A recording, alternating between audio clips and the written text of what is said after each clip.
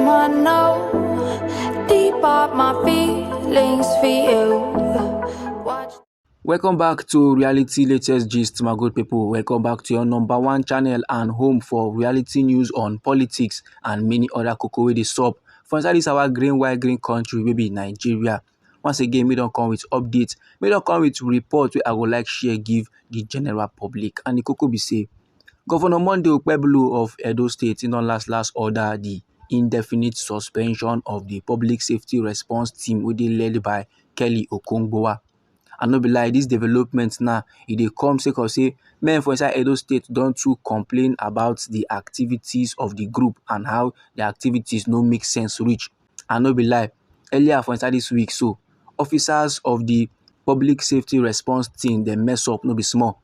You know say these men now go dey try to seize the steering wheel of a moving vehicle for Ring Road area of Benin City, Edo State. But in the process of the gree and the dragging, the driver can't lose control. He now can't swerve from the normal road where they pilot, can't go jam one POS kiosk where they by the roadside. And the accident can lead to the RIP of one young girl.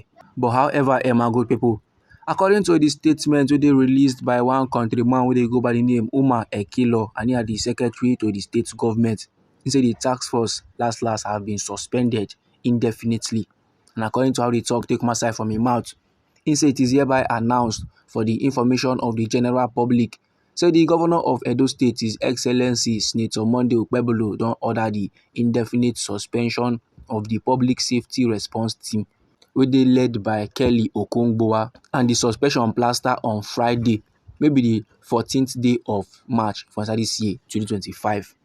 And this decision now to suspend the team is occasioned by several complaints wey they received by the state government on allegations of extortion, harassment, and unruly behavior by the members of the team. So after the announcement of the suspension don last drop, he now come dey yarn say the Edo State government, they are still very much committed to upholding law and order for inside Edo State, and they no go like tolerate any deviation from the original purpose for which the team was created.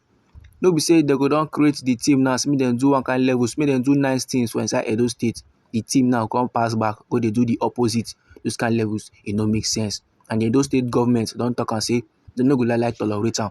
They no go fit sit down, fold their hand while the men now come dey perform, come dey do levels wey they no send them to do. And normally the purpose of the team, so the reason why the Edo State plaster the public safety response team na sake of say they want make the team help to maintain public order. They want make the team assist in protecting public infrastructure and calm down illegal activities like street trading and illegal parking for communities then for inside Edo State, Benin City. So to come go the drag steering wheel with driver, that one no follow for the assignment when they give the team. No be say men now can't go the drag motor with driver, all those kind of levels normally it no make sense at all. The thing then they show professionalism. It no dey show say they know wetin they do at all. E come back see if the Edo State government go give uniform to touts, and those men now come enter road, they go drag a vehicle with other touts them. All those kind of levels normal, it no make sense. And they know how difficult the thing be for a mother to carry baby for 9 months and last can't give birth, only for one careless driver and one careless officer to come go use carelessness go take the life of the baby. And those officers self, they need better drilling, they need better punishment because they no show professionalism at all. Instead of them now to handle the situation with good manner, instead of them to handle the incident with maturity, they can go resort to outdated tactics. And normally there are many ways to make a driver stop a motor. This pattern now where the officer go use, where the operative of the response team go use, so it no good at all. It no nice. Now baby don't be RIP. What did they want to talk about that level? Let's just go like one summer small caution, give the general public. I beg, if you not say they open POS kiosk, if you not say they open any business at all, try remove them for road. Normally, nobody know where palava fee come from. Nobody know where Jagoda business or Jagoda activity fee happen and when it go happen. So it go good to make all of us now they vigilant. And that's now why the guys suspend them, so that the people of Edo State, their mind go feel reach ground. And the secretary to the state government still they let the general public they know say they go conduct a thorough review of the structure of the team and their operations them. particularly the recruitment processes and the kind training wey the team dey give their personnel. They go conduct some kind levels to make sure say all government sanctioned activities in the state dey reflect the highest standard.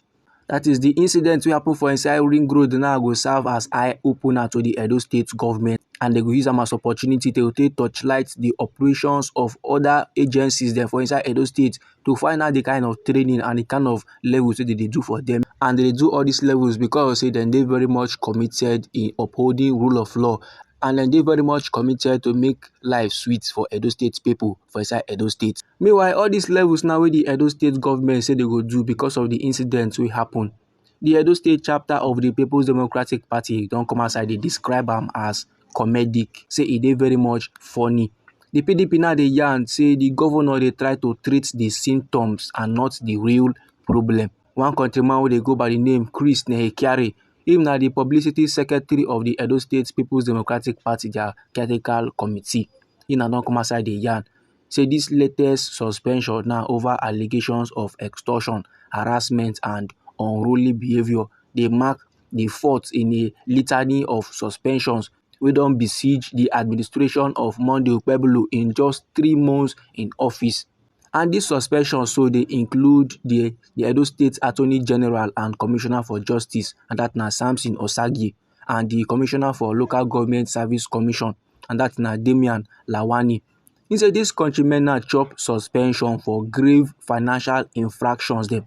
But unfortunately for Monday Okpebholo, dis suspension so na mere symptoms of the real problem.